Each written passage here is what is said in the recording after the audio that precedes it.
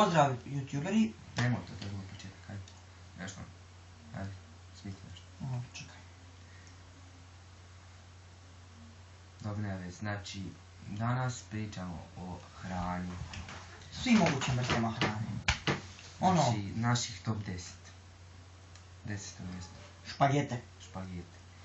Bolognese, one sa sirom, kako se... 4 vrste sira. 4 vrste sira. Plus to znanje. Napoj. Dobro, uglavnom, 10. su špagete. 9. Kaj je 9? Lazanje. Eto, lazanje. Lazanje je 9. Zato jer to je mljackavo onako nekako. A moga je fina. Uglavnom, lazanje je 9. 8. Šnicle. Šnicle, zato jer su masne, onda to za nas sportaše nije nešto dobro. Nas dvojica sportaši, sad Pravi. ubija. Košarka, veslanje. Sad nađi svi jebeniju kombinaciju. Mi smo stali.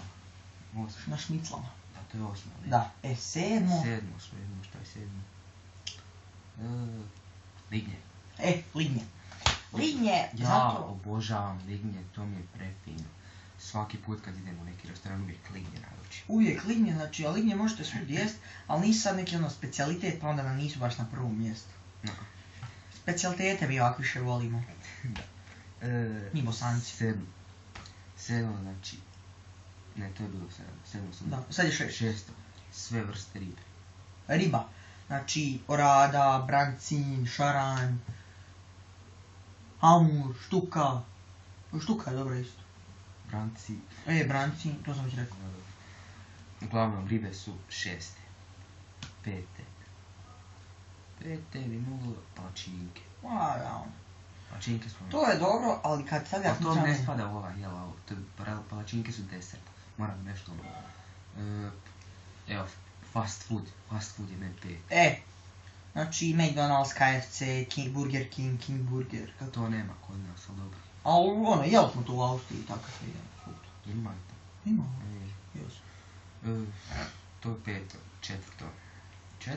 je meni kebab. Da. Toga mogu kupiti svugdje, a i prefini uvijek najdem od toga. Ha, možeš se najest fino. Što više reći, staviti svega unutra za 20 kuna, koliko 25? 15-20 kuna, stavi... Naždereš se, držite cijeli dan jedno. Stavi paradajza, sira, crvenog kupusa, zelenog kupusa, šta hoćeš. To je 4. Treće je bilo kruva i nutele. To je meni 3. Ja s to nažderem i uživam cijeli dan. Pojedemo ja naš reći skoro moramo teglu nutele skršiti. To je 3. To je ono. 3. Znači to. Ali ne ono veliko teglu, ovako na pola kila. Malo. Drugo je burek. Od sira i od mesa. Meni su oba 2 draka. I onaj od višnje, onaj burek je dobar. To nije pravi burek. Pravi burek. Ja govorim i one ostale one vrste. I od višnje je dobar. Fini. Ali onaj pravi bosanski, onaj burek, onaj meso, sir, to je ubojito. Ajmo mi sad na broj 1. To je onaj specijalitet naš koji mi volimo, ćevapi. Oni su pod rijekom iz Turske. To smo mani tamo da ćemo doditi. Sulejman veličanstveni je to. Znači, bilo je to davno i ćevapi došli. Kad su ćevapi došli, mislim nisu došli nego oni su dolazili. Znači kad su ovi Osmanlije išli napast onako, oni su prošli kroz Bosnu.